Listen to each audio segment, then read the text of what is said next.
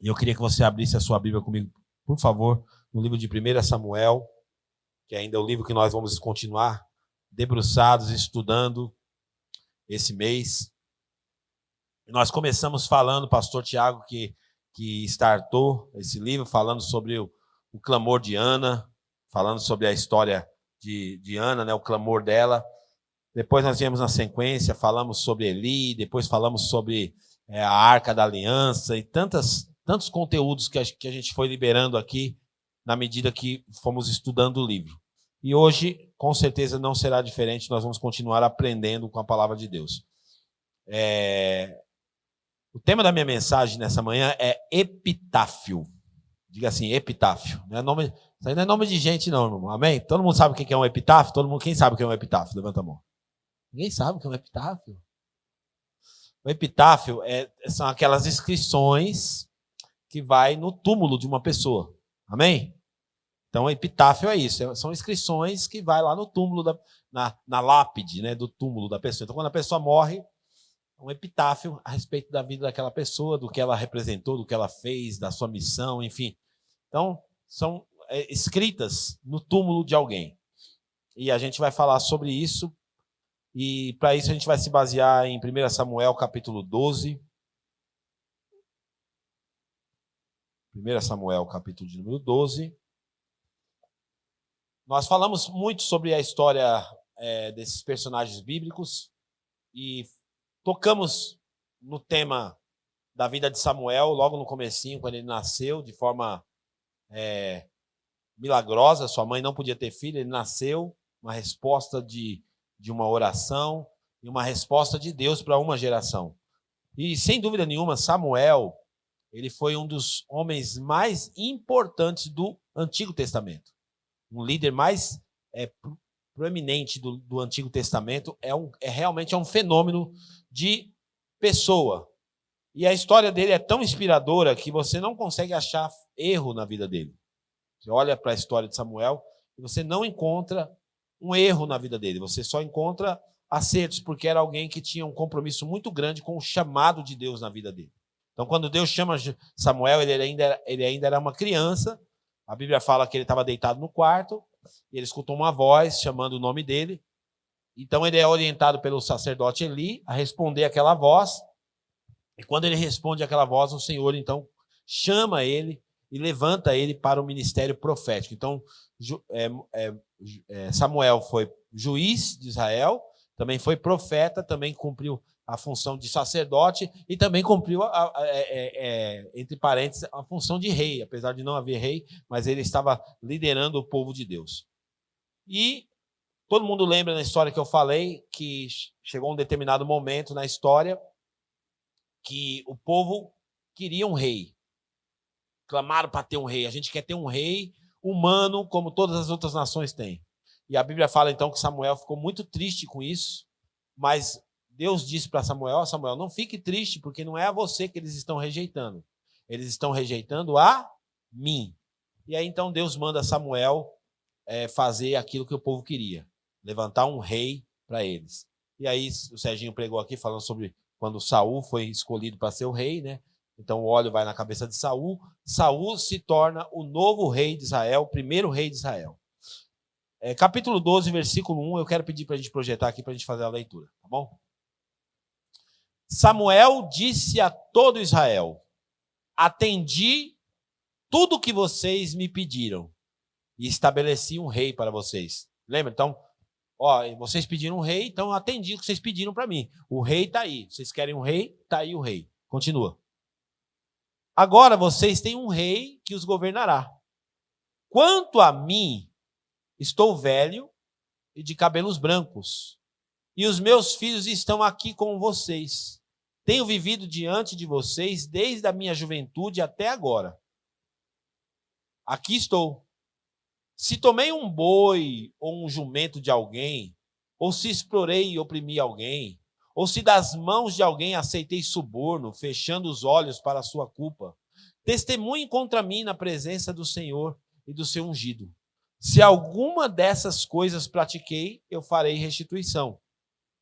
Responderam, tu não nos explorastes, nem nos oprimistes, tu não tirastes coisa alguma das mãos de ninguém.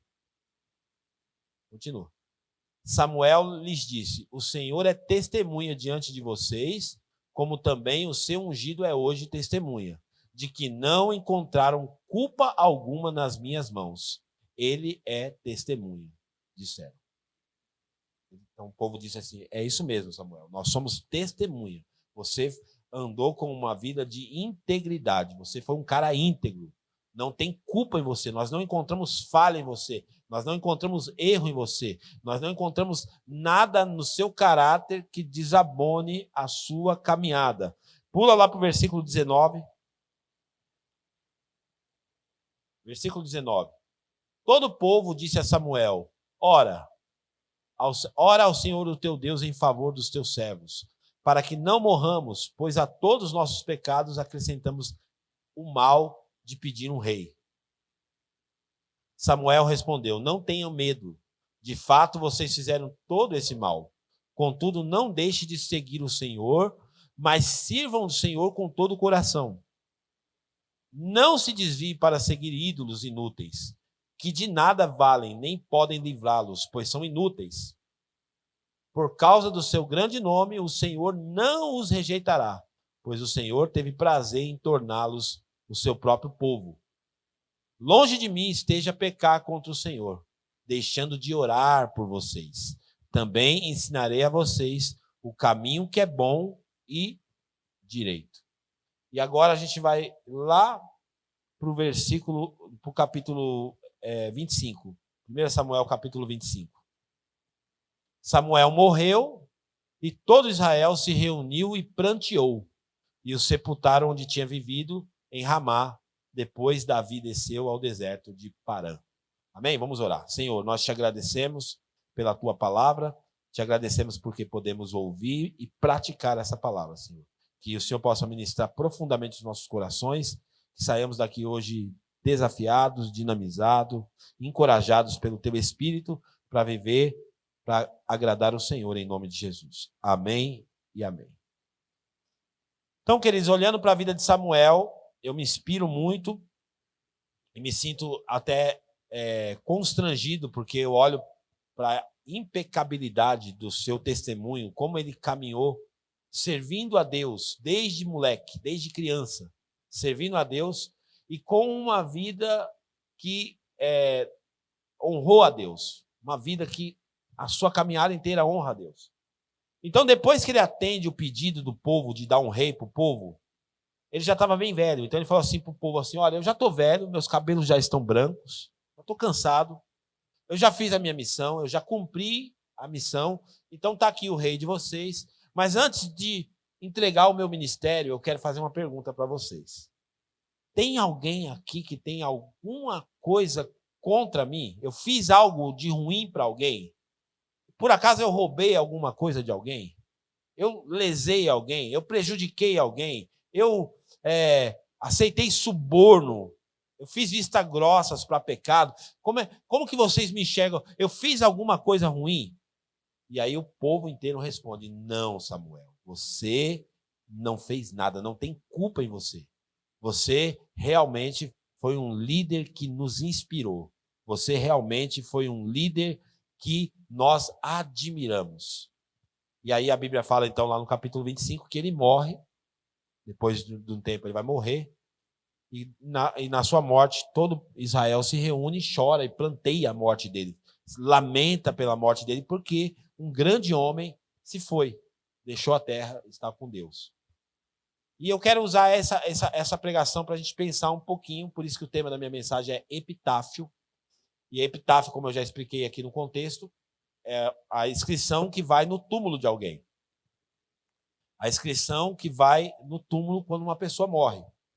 E Samuel estava realmente meio que se despedindo. Ele não morreu logo depois que disse aquelas palavras, mas ele está cansado já, com o ministério já concluído, e agora ele faz essas perguntas para sentir o que as pessoas tinham a respeito da vida dele, o que elas tinham para falar sobre a vida dele. E até ele é mais ousado ainda, que ele fala assim, ó, se porventura eu lesei alguém, mesmo que involuntariamente, mesmo que sem perceber, se eu lesei alguém, olha, eu vou restituir. Eu vou resolver esse problema, porque eu não quero morrer com essa dívida. Eu não quero morrer com essa mancha na minha história. Eu não quero morrer com essa mancha no meu caráter. E, queridos, falar de cristianismo é falar de caráter. Tem muitas pessoas que assumem o evangelho, mas continuam agindo como pessoas ímpias, como pessoas que apenas vêm cumprir o ritual religioso. Frequentam as igrejas, participam dos cultos, mas o caráter dessas pessoas, às vezes, não condiz com a mensagem que elas juram professar. Então, a principal mensagem do cristianismo é o nosso caráter, não é a nossa prosperidade. Nós não mostramos que temos Deus pelo tanto de coisas que a gente adquiriu, de como somos abençoados, de como somos bonitos, de como temos uma... Não, a maior revelação de quem Deus é na nossa vida é a transformação do nosso caráter. Então foi isso que Samuel deixou bem claro aqui. Olha, a minha reputação diante de vocês é uma reputação ilibada. Não tem nada, não tem mancha, não tem. Eu me preocupei com isso para não deixar nenhuma mancha na minha história, para que ninguém fale que eu fui um mau servo, que eu servia mal a Deus, que eu não honrei a Deus, que eu não respeitei a Deus, que eu não honrei ao Senhor no meu cotidiano, na minha forma de viver. E lembrando dessa história, eu quero fazer um paralelo com a frase do apóstolo Paulo, que vai ser aquilo que vai dar o norte maior para a nossa mensagem, que está em 2 Timóteo, capítulo 4.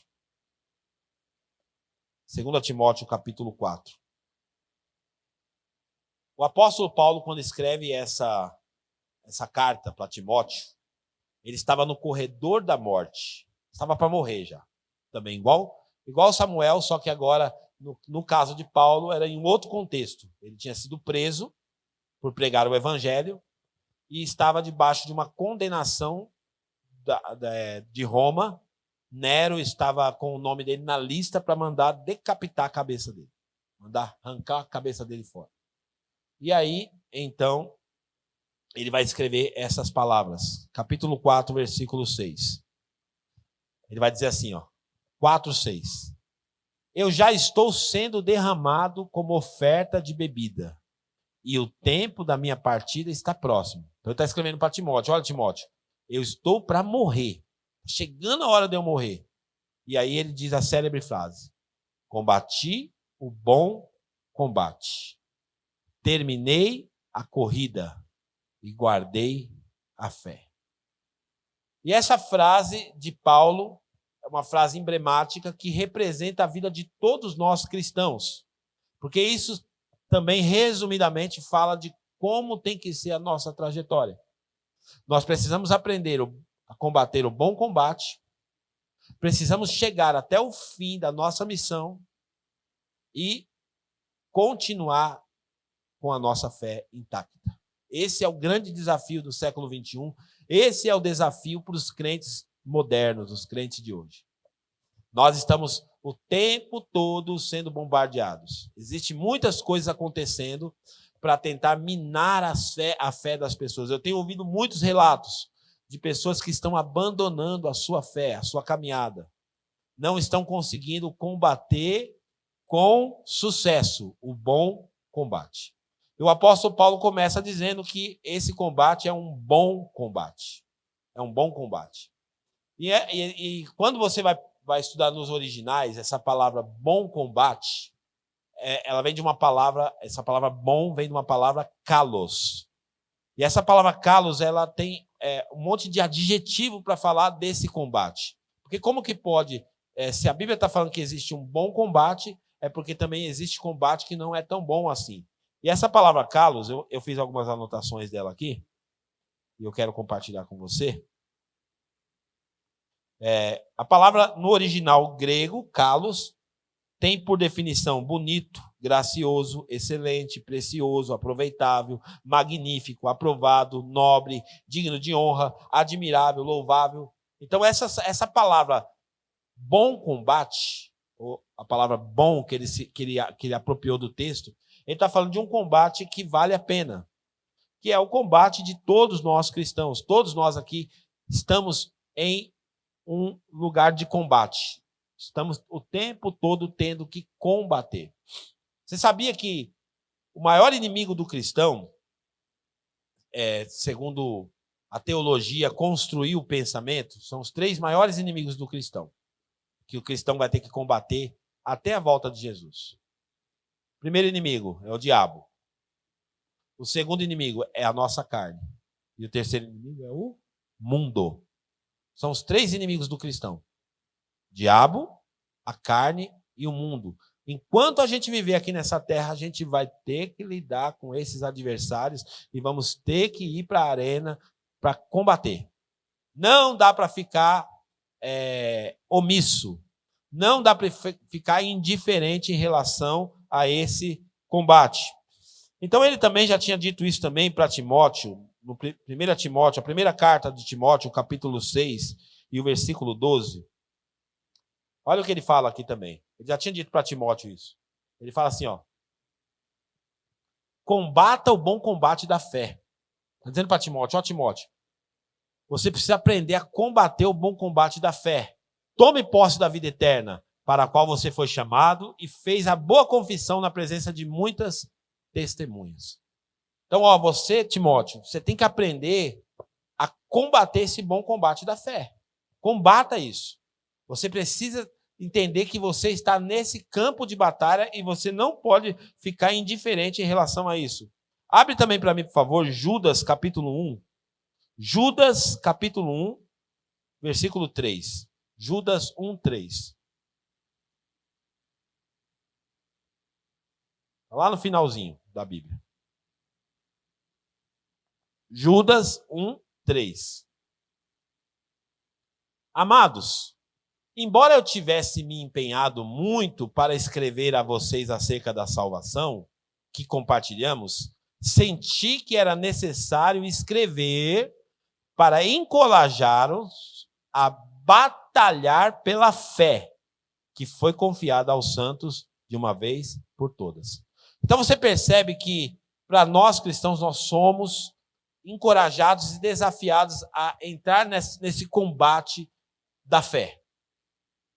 Um bom combate da fé para proteger a nossa fé. Eu tenho percebido que hoje muitos cristãos têm uma fé superficial.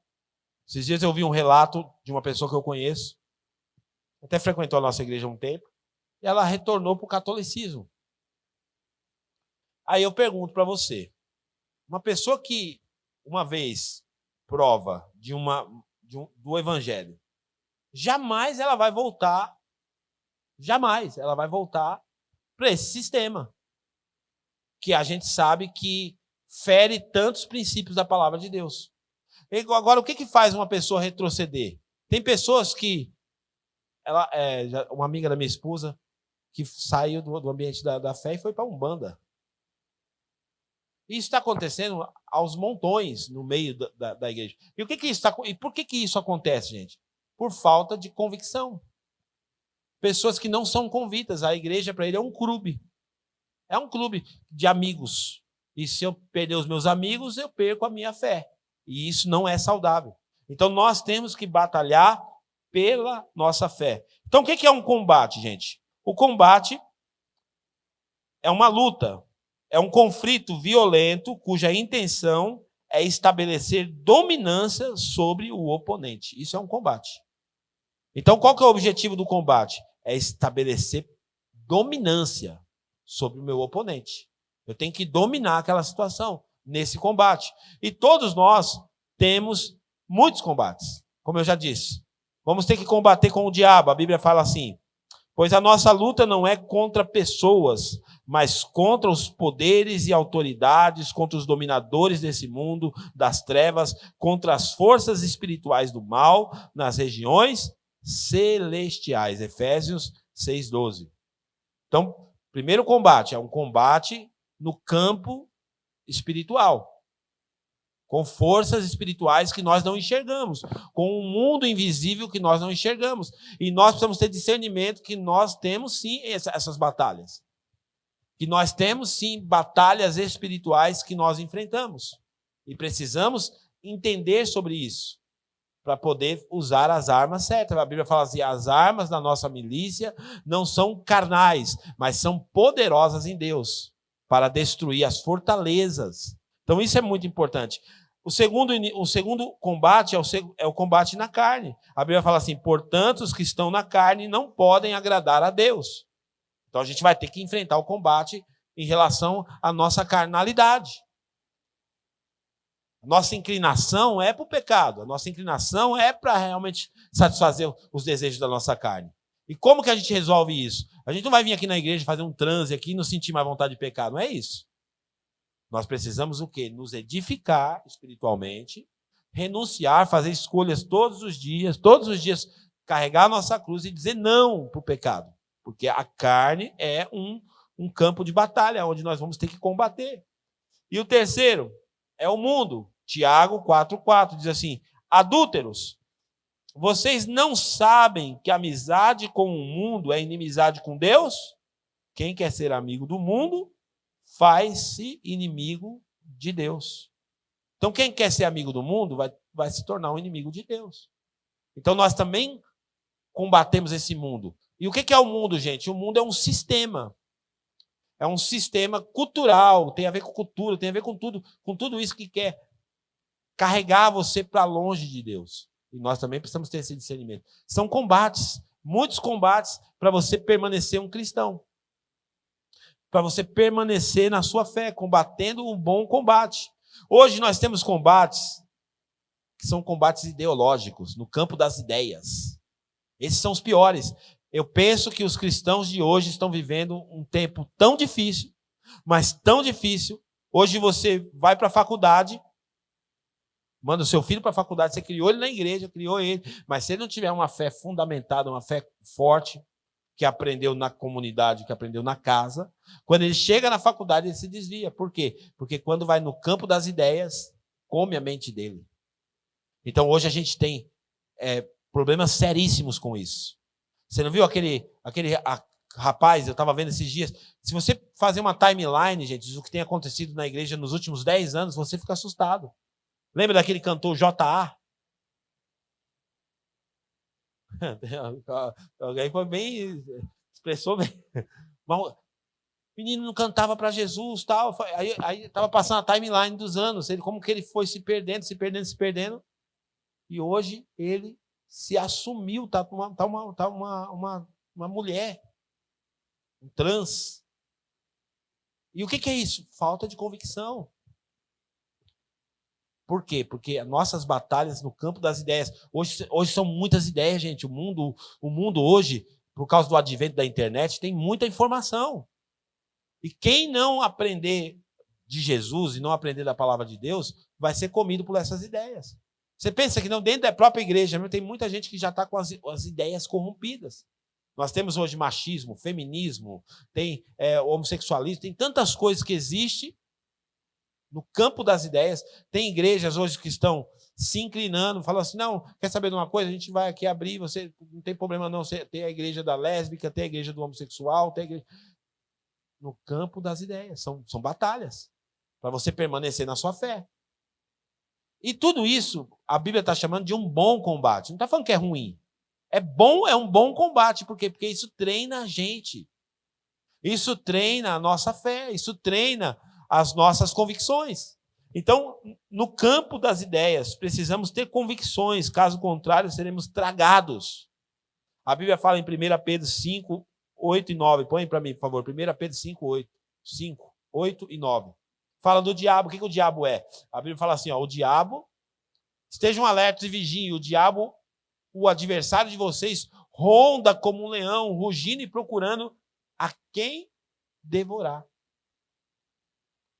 Então existe o quê? Existe essa oposição do inferno e o diabo rondando como um leão. E uma pessoa que não tem uma convicção do evangelho é uma pessoa facilmente levada. Ela está vulnerável. Facilmente ela vai ser carregada. Então, se a gente quiser olhar para a vida de Samuel, como a gente introduziu aqui, e falar, poxa, que bacana, o cara chegou com convicção até o final da sua caminhada, ainda se expôs, disse, olha, se eu roubei alguém, e ele colocou à prova o seu caráter, a sua reputação, a sua vida com Deus.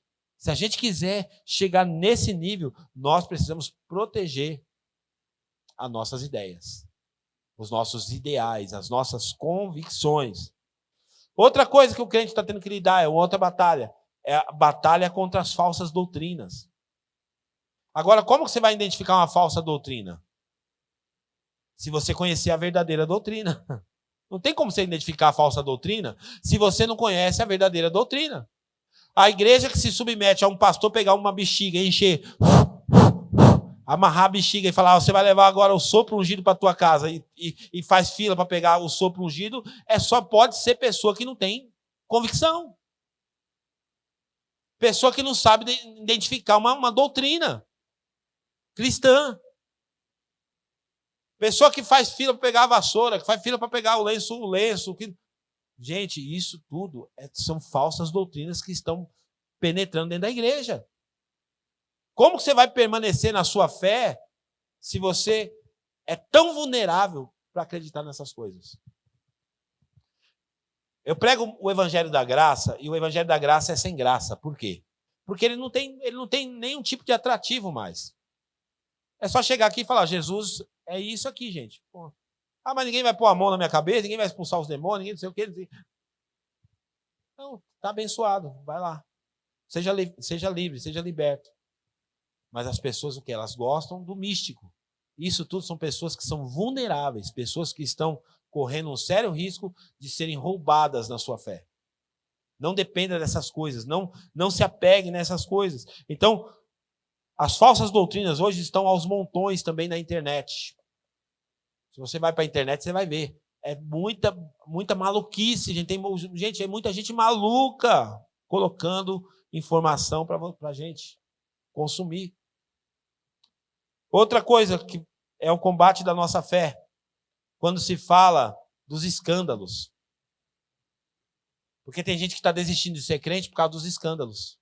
Nossa, eu estou desanimado com a igreja. É só escândalo. É escândalo daqui, é escândalo ali, é escândalo aqui. O pastor roubou, o pastor pedófilo, o pastor que não sei o quê. E as pessoas vão desanimando da vida cristã por causa dos escândalos. Mas tudo isso é para provar a nossa fé. Gente, a gente não pode olhar para essas coisas e deixar isso interferir no que nós acreditamos em Deus. Os homens erram e sempre vão errar. Jesus permanece fiel e perfeito. Os homens erram e sempre vão errar.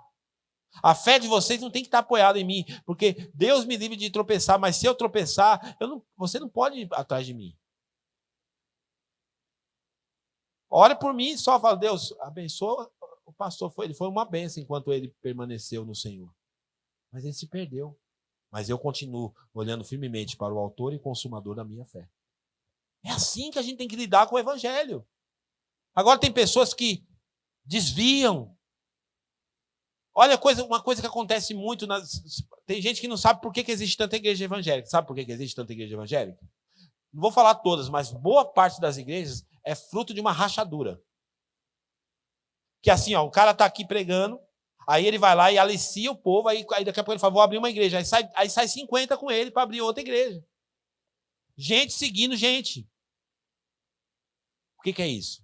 Falta de conhecimento, falta de entendimento cristão, teológico, bíblico, que está seguindo gente, que está atrás de gente. Então, tudo isso constrói o pensamento aqui do Samuel, que chega no final da sua caminhada intacto. Se você quiser chegar como Samuel intacto até o fim da sua caminhada, ouça esses conselhos bíblicos que a palavra de Deus está deixando claro para nós. Mateus capítulo 18, versículo 6. Mateus 18, 6. Diz assim, mas se alguém induzir a pecar um desses pequeninos que crê em mim, seria melhor que ele amarrasse uma pedra de moinho no pescoço e se afogasse nas profundezas do mar. Continua. Ai do mundo por causa das coisas que fazem o povo pecar. É inevitável que tais coisas aconteçam, mas ai daqueles por meio de quem elas acontecem. Os escândalos sempre vão existir. Agora, você não pode desanimar na sua caminhada cristã por causa de escândalo. Você não pode parar a sua fé porque se escandalizou com A, com B, com C, com D. Jesus permanece o mesmo. Continua olhando para ele.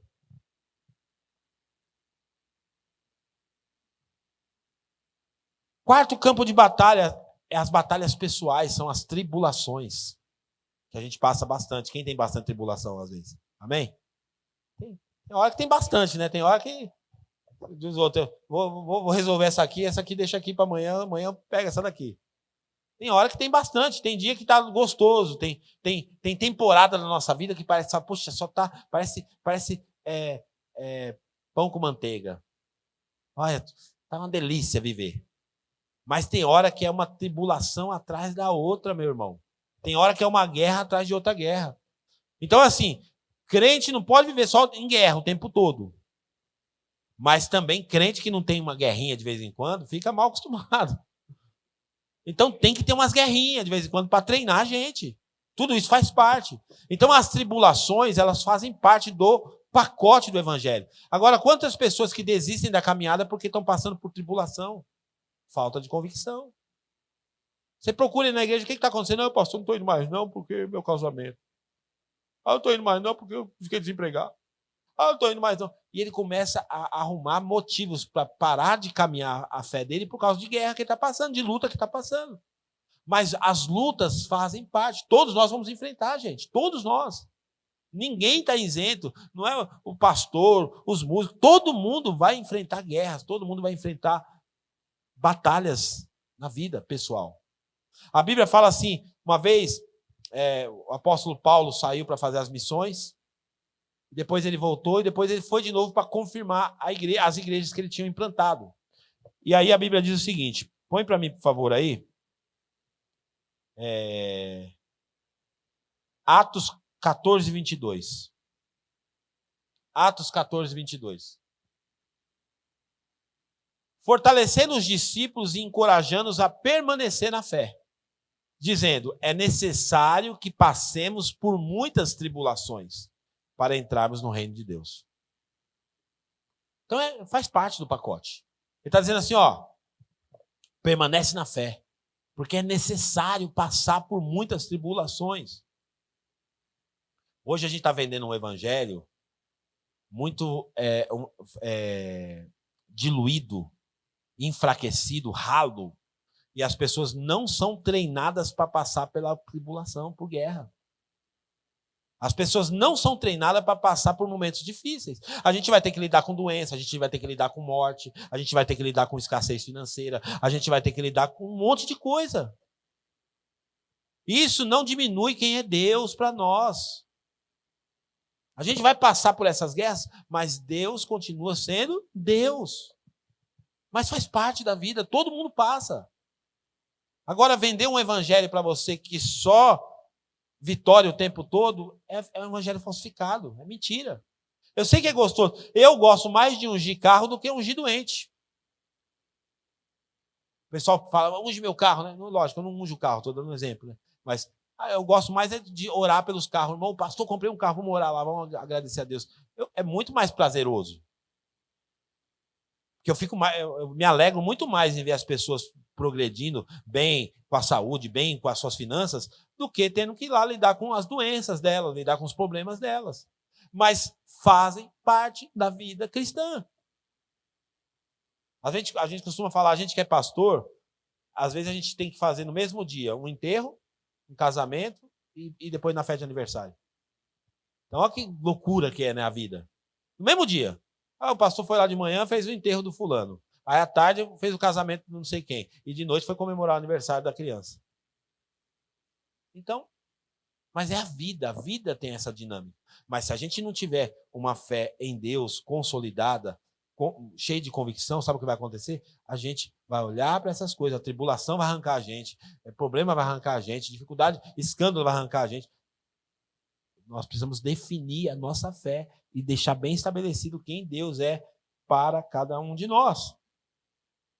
Então, o grande segredo é você saber interpretar. Por isso que fala assim, o bom combate.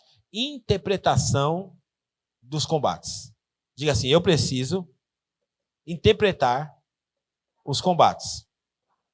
Então, quando você olha para os seus combates, você como um cristão tem que aprender a fazer uma boa leitura dos combates. Fazer uma interpretação dos combates. E também o apóstolo Paulo dá uma boa dica sobre isso. 2 Coríntios 4,16.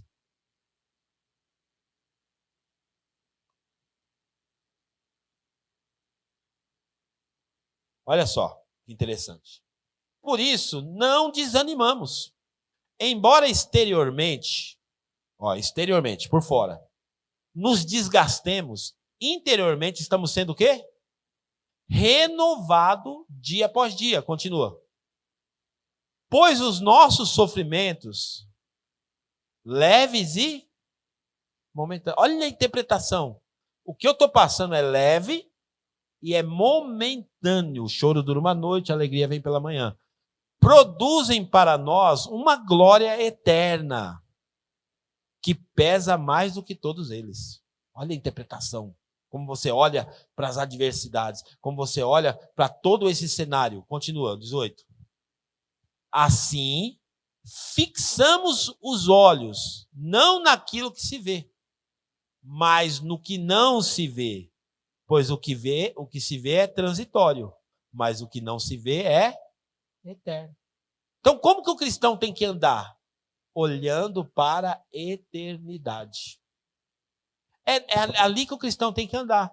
O olhar do cristão não é para aquilo que é circunstancial, aquilo que está acontecendo aqui na volta. Mas o olhar do cristão tem que ser para a eternidade. Ele está olhando para a eternidade. Ele está vendo a eternidade. Está falando, eu estou passando essa guerra aqui agora. Estou passando esse desânimo aqui agora. Eu estou passando essa luta aqui agora. Mas eu vou permanecer. Olhando fixamente para o Senhor Jesus. Olhando para aquilo que está depois da tribulação. Aquilo que está além da tribulação. Então, nós temos que batalhar todos os dias para chegar até o final. Então, Paulo falou assim, eu combati o bom combate, acabei a carreira, acabei a corrida, e eu guardei a fé. Então, pensa nesse cenário. Nós estamos caminhando a nossa vida cristã, combatendo os combates da vida. Tribulação, escândalo, falsa doutrina, falso evangelho, isso, ideologia, tudo. E um monte de coisa. Borbulhando, um monte de coisa tentando tragar a gente. Cada dia um pensamento novo. Mas a gente está ali, batalhando a nossa fé. Por quê? Porque a gente está numa corrida. Está correndo. Para chegar em um local. Para chegar num destino. Para chegar em um objetivo. Então nós temos que lutar também contra o pecado. Uma luta contra o pecado. Então, tem uma frase que alguém falou, e ela faz todo sentido, fala assim, eu não sou um pecador tentando ser um santo. Eu sou um santo lutando contra o pecado. Então, antes de conhecer Jesus, quem eu era? Eu era um pecador desesperadamente tentando ser santo. Mas depois que eu encontrei Jesus, o que aconteceu? Um fenômeno aconteceu na minha vida. A Bíblia me chama de santo agora. Então agora eu sou um santo. Um santo que tenho que lutar todos os dias contra o pecado. Hebreus 12:4. Hebreus 12:4 diz assim. Hebreus 12:4. Na luta contra o pecado, vocês ainda não resistiram ao ponto de derramar o próprio sangue. Ou seja, é uma luta, uma guerra travada mesmo.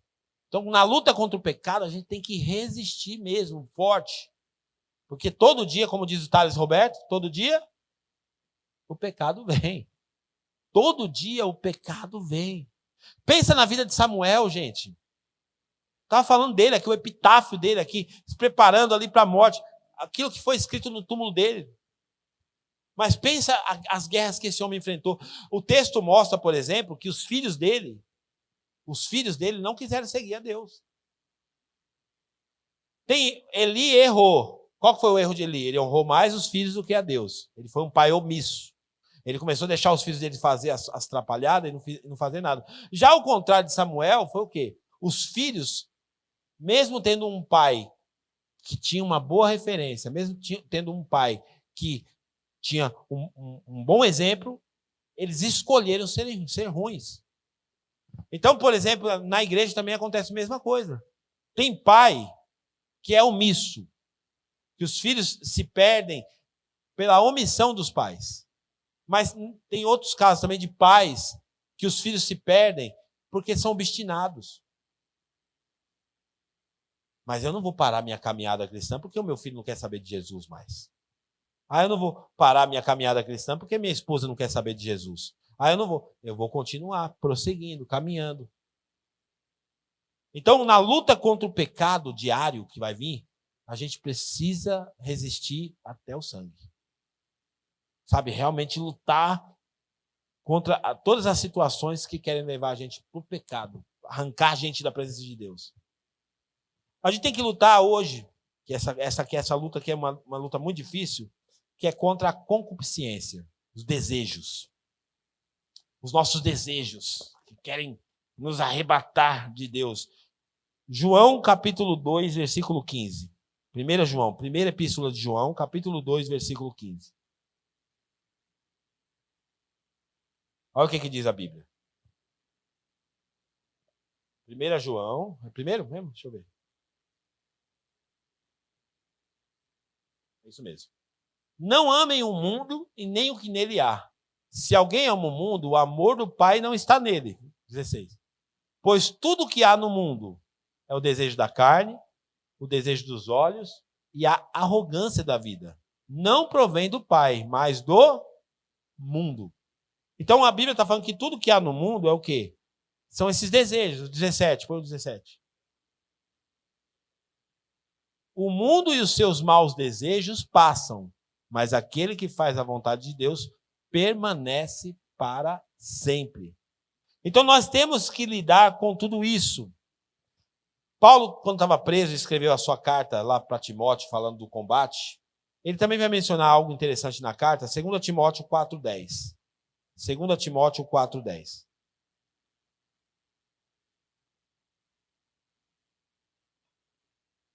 Ele fala assim, ó. Pois Demas, amando este mundo, abandonou-me e foi para Tessalônica. Ele está falando aqui sobre pessoas que eram do convívio dele, pessoas que eram do discipulado dele, pessoas que eram da caminhada dele. Aí ele vai mencionar esse cara aqui chamado Demas. Ele vai falar, sabe o que aconteceu com Demas? O problema do Demas é que ele amou o presente século. Ele amou o mundo demais. E ele foi arrancado, ele me abandonou. Ele escolheu o presente século. Ele escolheu o que o mundo tinha para oferecer. E hoje nós somos seduzidos por esse mundo. Tantas coisas. Em detrimento de trocar o mundo pelas coisas de Deus. E não priorizar as coisas de Deus. 1 Timóteo 6,9. Põe para mim, por favor. Olha aqui o que a gente tem que lutar. Batalha. Nossa batalha aqui. 1 Timóteo 6,9. No entanto, os que querem ficar ricos, qualquer semelhança não é mera coincidência. Hoje, qual que é? Você perguntar ao brasileiro o que ele quer? Ele quer ser rico. Por isso que os coaches nadam de braçada nesse mundo que a gente está vivendo hoje. Por quê? Porque ele provoca exatamente a cobiça das pessoas. Eles querem provocar a cobiça. E não há problema nenhum em ser rico, gente. Não há problema nenhum em ser rico. Eu tenho tido contato com algumas pessoas ricas e tenho me abençoado demais. Eu tenho sido muito abençoado por gente rica. Não tem problema nenhum. Tem pessoas que transbordam a riqueza delas. O problema não é a riqueza. Só que o texto está dizendo assim, ó, no entanto, os que querem ficar ricos, ou seja, aquela pessoa que está correndo atrás disso, cai em tentação, em ciladas e em muitos desejos insensatos e nocivos que levam os homens a mergulhar na ruína e na destruição. Continua. Pois o amor ao dinheiro, então o problema não é o dinheiro, é o amor ao dinheiro, é o apego excessivo ao dinheiro, é a raiz de todos os males. Algumas pessoas, por cobiçar o dinheiro, se desviaram da fé. Por cobiçar o dinheiro, o que elas fizeram? Elas negociaram a caminhada delas, elas negociaram a fé delas. Então, por cobiçarem o dinheiro, elas se desviaram da fé e se afligiram com muitos sofrimentos. Continua. Você, porém, homem de Deus, fuja de tudo isso e busque a justiça, a piedade, a fé, o amor, a perseverança e a humildade. 12. Põe lá. Combata o bom combate da fé. Tome posse da vida eterna, para a qual você foi chamado e fez a boa confissão na presença de muitas testemunhas. Então, olha os combates que as pessoas precisam ter que enfrentar todo dia para permanecer crente. E aqui o Paulo está dando um exemplo vivo. Primeiro ele fala do Demas. O Demas foi lá e ele amou o presente século e me abandonou aqui. Abandonou a caminhada cristã. Aí está dizendo só, muitas pessoas que querem ficar ricas, que estão correndo atrás do dinheiro, elas se desviaram da fé por conta desse contexto. Então, o nosso desafio, gente, é acabar a carreira. Então, combater esses combates que vão aparecer para nós, muitos combates. Cada um vai ter o seu combate aqui diário. Todo mundo aqui tem bons combates para combater, muitas coisas para combater, mas você precisa permanecer fiel. Se você quiser construir uma história e lá no seu epitáfio, no final, diz assim, esse homem serviu a Deus até o final. Esse homem serviu, essa mulher serviu a Deus até o fim. Escrever lá no seu túmulo, ele conseguiu, ele chegou até o final, amando a Deus, honrando a Deus, permanecendo em Deus. Então, a nossa carreira. Qual que é a carreira? Hebreus 12:1. Hebreus 12:1.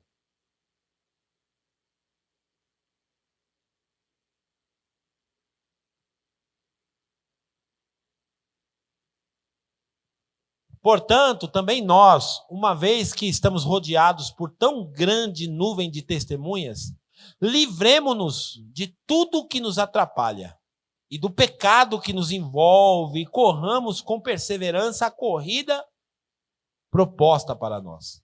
Corramos com perseverança a corrida proposta para nós. A carreira proposta. Em outras versões fala a carreira proposta para nós. Então nós precisamos fazer o quê? Vou ler novamente. Portanto, também nós, uma vez que estamos rodeados por tão grande nuvem de testemunhas, está falando aqui dos heróis da fé, o Hebreus capítulo 11, né? Livremos-nos de tudo que nos atrapalha e do pecado que nos envolve e corramos com perseverança a corrida proposta para nós. 2. Tendo os olhos fitos em Jesus, autor e consumador da nossa fé. Ele, pela alegria que lhe fora proposta, suportou a cruz ao desprezar a vergonha e assentou-se à direita do trono de Deus. Esse é o Evangelho. Esse é o Evangelho que nós devemos nos inspirar. Tem uma carreira para a gente chegar. A gente precisa chegar até o final. A Bíblia fala em Eclesiastes capítulo 7 que é melhor o fim das coisas do que o começo. Porque tem gente que pensa assim, ó. O começo é que determina. Não. O segredo é você chegar até o final. Se você não chegar até o final, não valeu nada o seu esforço do começo. Não teve valor nenhum aquele esforço que você fez no começo. Por quê?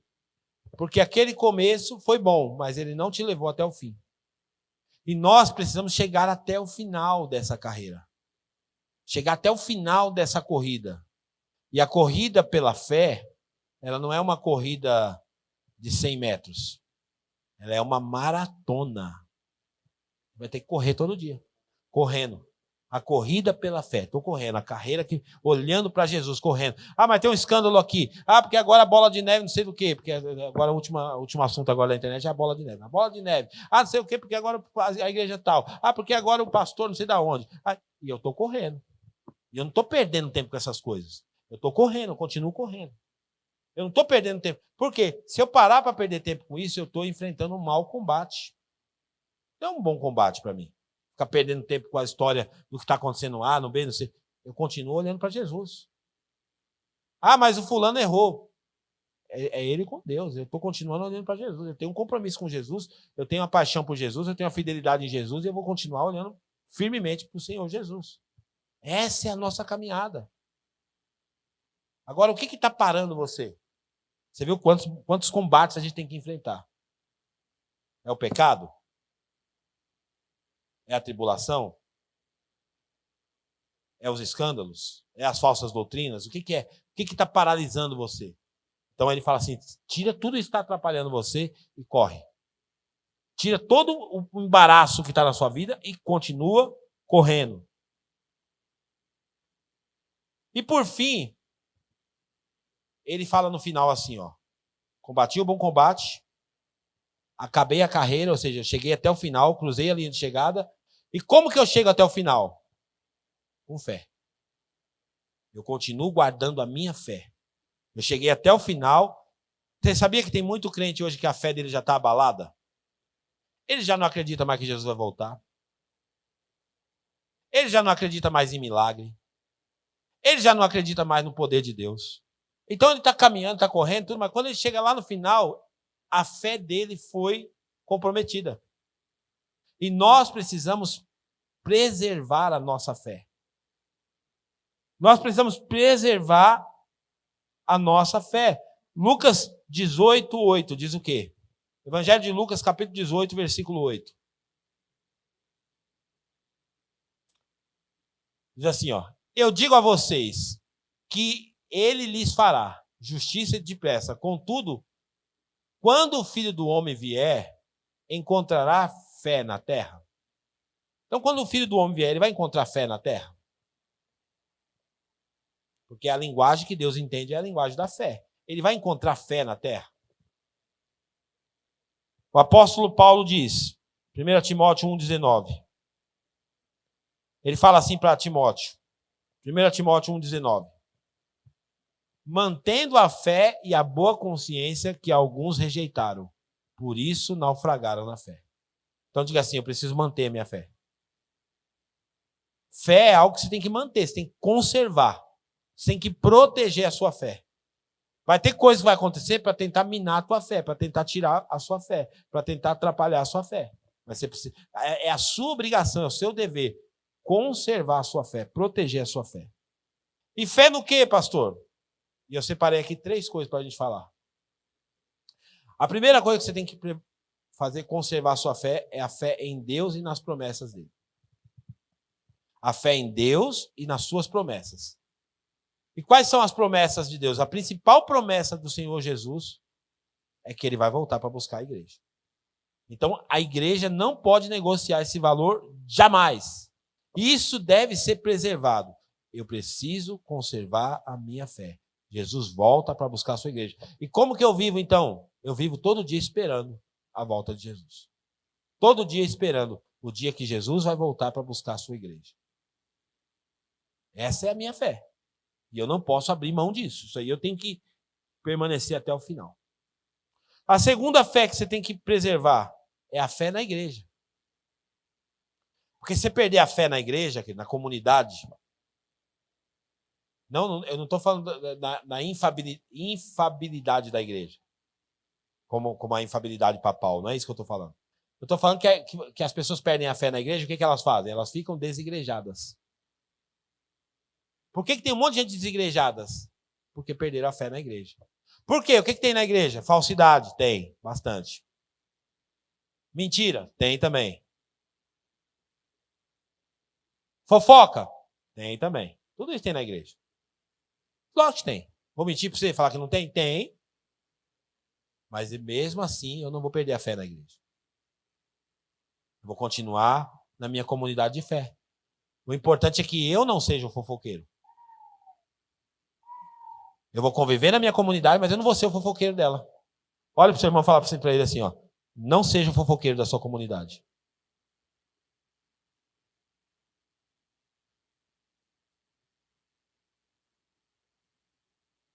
Não seja o falso da igreja.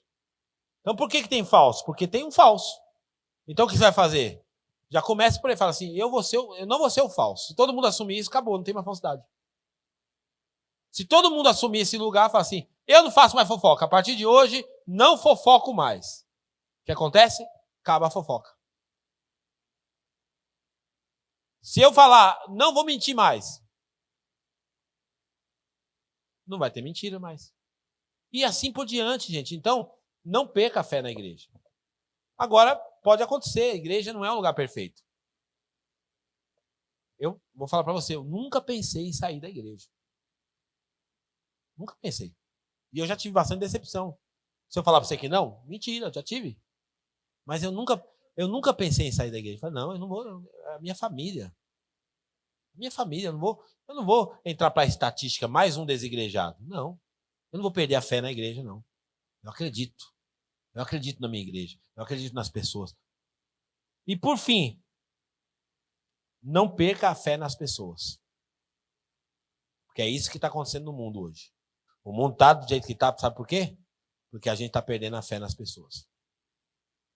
A gente não acredita mais nas pessoas. Não acredita que ela pode mudar, não acredita que ela pode melhorar, não acredita que ela é honesta, não acredita mais nada. Agora, o que é isso? Isso é um fenômeno escatológico, gente. Não se assuste com isso. Isso é um fenômeno escatológico. Eu vivi para ver. Antigamente, e olha que eu não sou tão antigo assim, mas antigamente parece que as relações eram muito mais profundas. Parece que as relações das pessoas eram mais profundas, mais sinceras.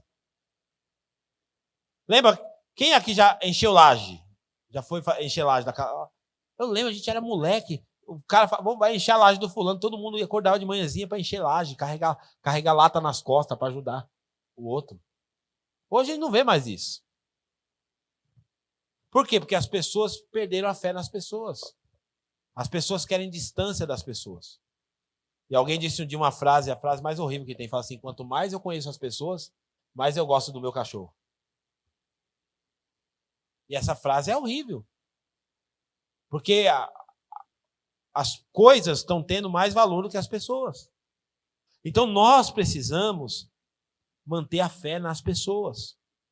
Olha o que a Bíblia responde para nós sobre essa frieza. Mateus 24, 12. Essa frieza que a gente está vivendo hoje é um resultado escatológico, porque a Bíblia está dizendo aqui, ó, por causa do aumento da iniquidade, o amor de muitos se esfriará. Então, o que está acontecendo? A gente está sendo afetado pelo excesso de iniquidade. E o que é iniquidade, gente? Vou explicar para você. Iniquidade e pecado são duas coisas distintas. Pecado é acidental. Pecado não é algo corriqueiro. Pecado é assim, eu caí, tropecei e pequei. Levanto, peço perdão, sacudo a poeira e continuo minha caminhada. Esse é o pecado. Iniquidade é a repetição dos pecados. É alguém que está com a mente cauterizada e continua pecando. Então, toda vez que você lê na sua Bíblia iniquidade, é muito pior do que o pecado. Porque a iniquidade é aquela pessoa que ela acostumou a pecar. O iníquo é aquele que está acostumado a viver no pecado. Esse é o iníquo. Então, ele está dizendo assim, ó, por causa do aumento da iniquidade. Então, a gente está vendo muitas pessoas que são acostumadas a viver no pecado. E ver tudo isso está causando o que na gente? Frieza. A gente está sendo afetado. E o desafio qual que é? O desafio é não deixar esfriar o amor. Não deixar o amor esfriar. É continuar acreditando nas pessoas. A gente, até para dar esmola no farol, hoje você está desconfiado. Porque você não sabe se o cara está pedindo, se virou uma profissão ali para ele. Porque é vantajoso, você sabe. Os dias eu li numa matéria que o cara faz um conto que o cara ganha mais do que muita gente aqui, pedindo esmola. Tira 8, 10 mil reais de salário. Estou falando para você. Aí você olha, você já pensa que todo mundo é igual. Aí você segura. Eu não vou ajudar ninguém, não. O cara tá melhor que eu. O cara encosta um carrão do lado lá, um Camaro lá, dá uma sujada de carvão na cara e vai pro farol. Mas não é todo mundo assim. Tem gente que faz isso? Tem, mas não é todo mundo. Então, o que a Bíblia recomenda? Que o que você faz com a direita, a esquerda não precisa saber. Você pode fazer para as pessoas sem ficar investigando nada. Para preservar o seu amor. Porque o amor de muitos se esfria nesse contexto. Então você percebe que nós estamos vivendo um combate. Tá difícil ser crente, gente. Não tá fácil, não. Tá difícil ser crente. Infelizmente, nos países de primeiro mundo, que é uma tristeza falar isso.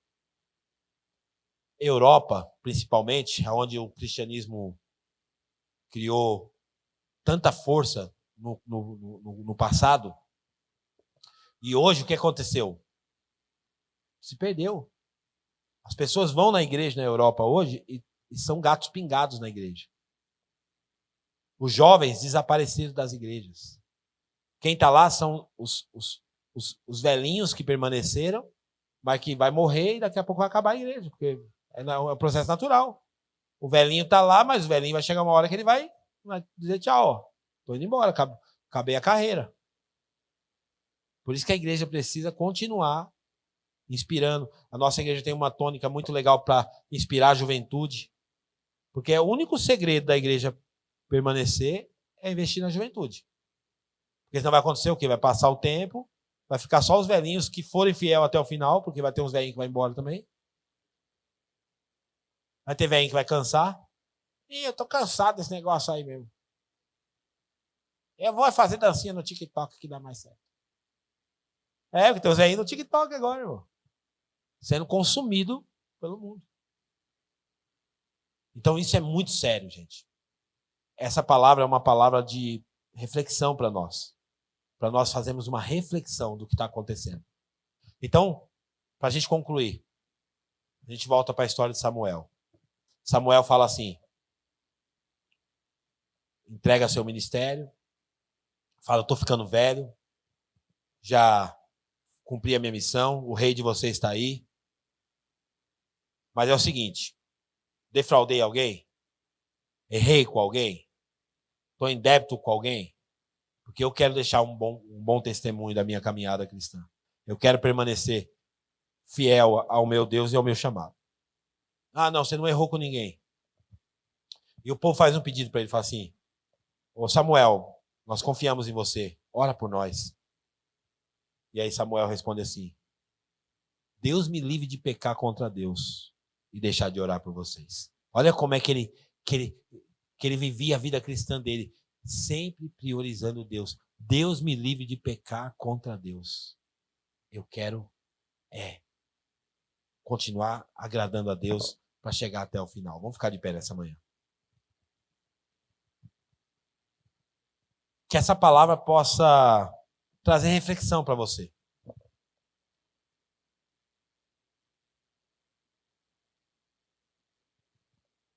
Não procure uma igreja para mexer com as suas emoções. Vai ter culto que a gente vai se emocionar aqui. Vai ter culto que nós vamos chorar pra caramba. Vai ter culto que a gente vai sentir uma atmosfera diferente, vai sentir um calor, vai sentir um clima gostoso. Legal, não tem problema. Só que a minha fé não está fundamentada em nada disso. Tem gente que gosta de ver anjo na igreja. Né? Anjo, estou vendo anjo. Deixa eu falar para você. Tem 25 anos que eu sirvo Jesus. Obrigado. Eu nunca vi um anjo na minha vida. E não faz diferença nenhuma na minha caminhada cristã. Jesus não é mais nem menos na minha vida por causa de anjo. Então tem gente que gosta de entrar nos negócios doidos. Gente, isso não é saudável. Como eu disse para você, a gente dá liberdade para o Espírito Santo. Só que a gente não manda no Espírito Santo. A gente dá liberdade, mas a gente não manda. Né? Não dá para me prometer para você aqui, todo culto aqui, fogo puro. Todo culto aqui que você vai sentir o arrepio, que não sei o que. Então, quando você encontra um movimento desse, que todo culto tem que estar produzindo movimento, todo culto tem que estar produzindo emoção na igreja, é perigoso. Todo culto tem que ter profecia, todo culto não. O dono da igreja é Jesus ainda. Ele faz o que ele quiser, do jeito que ele quiser, na hora que ele quiser, como ele quiser. Ponto final. Esse é o pensamento. E eu não deixo de ser cristão, mais nem menos, por causa disso. Eu tenho uma fé sólida, eu preciso ter uma fé sólida. Eu tenho que saber o que eu quero no Evangelho. Estou bem. Então vai ter culto aqui. O Serginho ministrou aqui domingo retrasado. Que delícia. Sabe, ele passou o coração dele pra gente. Me emocionei, me quebrantei aqui. Eu sei que muita gente se quebrantou. Que gostoso. A multiforme graça de Deus. Aí veio outro pastor, pastor Marcos, pregou aqui. Pastor. Ok, tá tudo bem. Mas nós não somos movidos pelas emoções. Nós temos uma fé fundamentada na pessoa de Cristo. Na pessoa de Cristo. Lá em Mateus capítulo 7, fala para nós sobre um grupo de pessoas que vão ter sido usadas por Deus para grandes sinais. Pessoas que vão ter sido usadas para expulsar demônios, para curar enfermos, para tantos sinais assustadores e poderosos. Mas a Bíblia fala assim que o Senhor vai dizer para ele assim, apartai-vos de mim, eu não conheço vocês. Muitos naquele dia dirão, Senhor, no teu nome nós não fez isso, no teu nome nós não fez aquilo, no teu nome, eu não conheço vocês. Porque o Evangelho não é sobre isso. O Evangelho não é sobre isso. Nós precisamos ter, se a gente quiser chegar até o final, se lá no nosso epitáfio, você quiser que lá no seu túmulo, tem as seguintes palavras: este combateu o bom combate, acabou a carreira e guardou a fé. Ele ainda está esperando por Jesus. Se Jesus não voltar antes da minha morte, eu vou para o túmulo esperando por Jesus. E eu não quero abrir mão desses valores, eu não quero negociar isso em hipótese nenhuma. Que o Senhor te abençoe nessa manhã, que você possa ter essa reflexão, que o Senhor realmente ilumine o seu entendimento. E como Samuel, faça essa leitura agora. Eu quero te convidar agora para você fechar os seus olhos e dar uma olhada para a sua vida cristã agora. Talvez você olhando para Samuel, assim como eu olhei, você também sente vergonha. Talvez você olhe e fale assim, poxa, Samuel chega até o final da vida dele com uma fé tão viva, com uma reputação tão ilibada. Não existia falha nenhuma no caráter dele. Aí quando você olha para você, quando eu olho para mim, eu vejo tantos tropeços. Mas uma coisa nós podemos nos alegrar, que com tropeços ou não,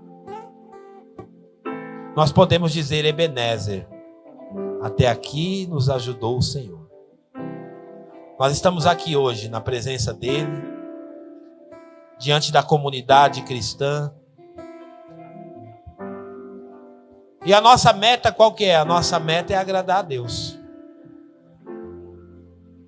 Então que você possa fazer essa reflexão e perguntar, será que eu lesei alguém? Será que a minha vida tem sido uma vida que agrada a Deus?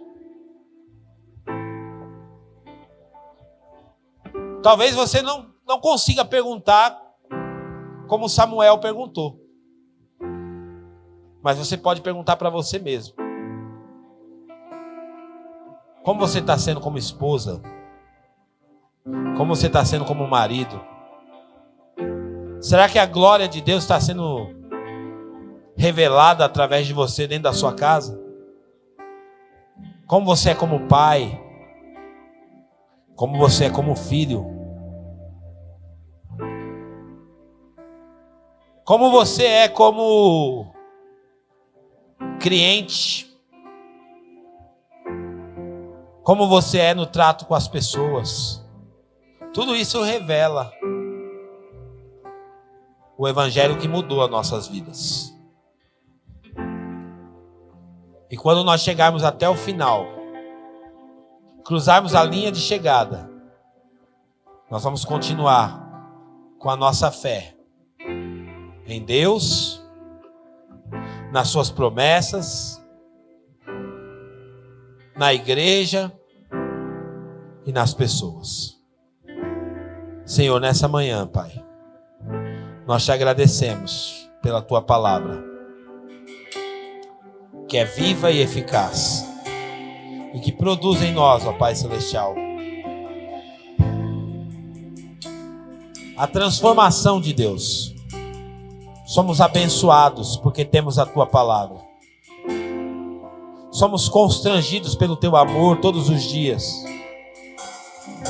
Obrigado, Senhor, meu Pai, por permitir que ouçamos a tua palavra e ainda nos dá tempo de corrigir a rota, de modificar